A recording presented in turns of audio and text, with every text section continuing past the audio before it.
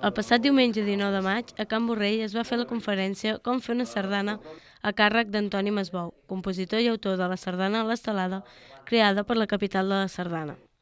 Antoni Masbou explica que és una xerrada informativa de com s'ha de fer una sardana, però que això no vol dir que quan s'arribi a casa es pugui fer, ja que porta molta feina i hi ha uns requisits que s'han de complir a l'hora de compondre una peça. Orientarem en els que possiblement s'hi puguin sentir interessats o hi tinguin algun familiar interessat perquè sàpiguen els passos que més o menys s'han de fer.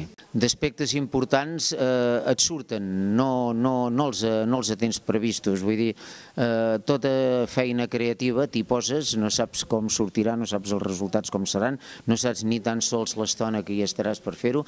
A vegades descobreixes els conceptes importants precisament quan ja ho tens acabat. En aquest acte hi van assistir una trentena de persones. També d'instrumentació. Ja en anirem parlant. Aquesta seria la